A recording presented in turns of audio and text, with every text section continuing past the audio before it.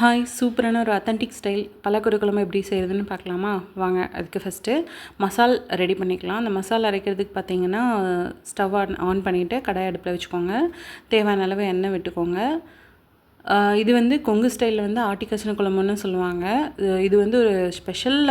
எப்பப்பெல்லாம் பலாப்பழ சீசன் வருதோ அப்பப்பெல்லாம் வந்து இது கண்டிப்பாக எல்லாரோட வீட்லேயும் செஞ்சுருப்பாங்க இந்த குழம்பு. பார்த்திங்கன்னா சீரகம், சோம்பு, அதுக்கப்புறம் வந்து பட்டை, கிராம்பு இதெல்லாம் எண்ணெயில் நல்லா பொரிஞ்சதுக்கப்புறமா சின்ன வெங்காயம் ஒரு 2 கைப்பிடி அளவு, அதுக்கப்புறம் வந்துட்டு பூண்டு வந்து ஒரு பெரிய பல்லா இருந்ததுன்னா 4 பூண்டு, 2 இஞ்சி, 2 துண்டு இஞ்சி இதையும் போட்டு நல்லா வறுக்க விட்டுருங்க. ஸோ அந்த கண்ணாடி பதம்னு சொல்லுவாங்க இல்லையா, அது வர வரைக்கும். அதுக்கப்புறம் 2 மீடியம் சைஸ் தக்காளி இதையும் போட்டு, அது நம்ம அரைக்க போகிறோங்கிறனால சைஸ் எதுவும் மென்ஷன் பண்ண வேணாம். சும்மா இந்த மாதிரி 4 கட் பண்ணி போட்டிங்கன்னா போதும். தக்காளியும் வெந்துடுச்சு. இப்போ நம்ம தேவையான பொடியெல்லாம் ஆட் பண்ணிக்கலாம். மஞ்சள் தூள், மிளகாய் தூள், குழம்பு மிளகாய் தூள், அதுக்கப்புறம் பார்த்திங்கன்னா மல்லி பவுடர். இதெல்லாம் அளவு வந்து டிஸ்கிரிப்ஷன் பாக்ஸில் கொடுத்துருக்கேன், செக் பண்ணி பாருங்கள். ஸோ இது மசால் வந்து கரிஞ்சிடாமல் நல்லா வதக்கி விட்டுக்கோங்க. அப்புறம் ஒரு கைப்பிடி அளவு கருவேப்பிலை இலை இதுவும் போட்டு நல்லா வாசம் வர வரைக்கும் வறுத்துக்கோங்க. நான் எப்பவுமே வந்து இந்த மாதிரி அரைக்கிற குழம்புக்கு வந்து உப்பு வந்து வதக்கும் போதே போட்டுருவேன். ஸோ அதே மாதிரி இந்த குழம்புக்கு வந்து வதக்கும் போதே உப்பு போட்டாச்சு. எங்கள் வீட்டு ஸ்டைலில் நான் வந்து இந்த மாதிரி தான் வந்து பலாக்கொட்டை குழம்பு பண்ணுவேன்.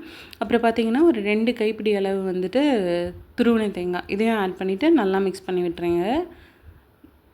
இந்த தேங்காய் ஆட் பண்ணுற வரைக்குமே பார்த்திங்கன்னா ஃப்ளேம் வந்து ஆனில் தான் இருக்கணும். அதே மாதிரி சிம்மில் வச்சுக்கோங்க. தேங்காய் ஆட் பண்ணும்போது, பொடி ஆட் பண்ணும்போது இது ஒரு மிக்ஸி ஜாருக்கு மாற்றிட்டு பேஸ்ட்டாக நல்லா அரைச்சி எடுத்துக்கோங்க.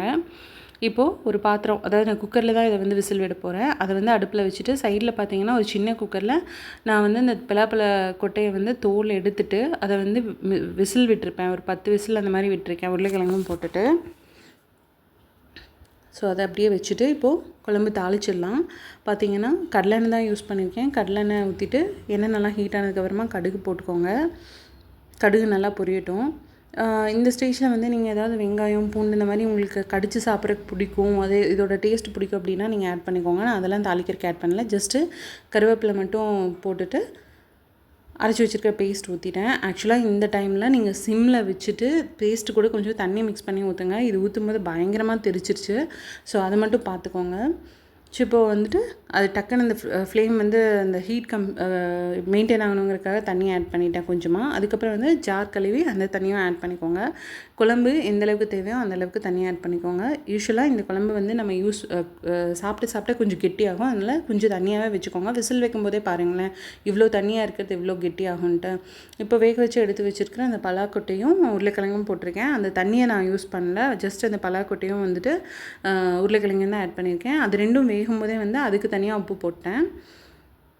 ஸோ இப்போ ஒரு சின்ன மிக்ஸ் பண்ணி விட்டுட்டு ஆல்ரெடி இந்த பலாக்கொட்டை வந்து வெந்துருச்சு. அதனால் விசில் வைங்க. ஒரு 3 விசில் வந்தால் போதும்.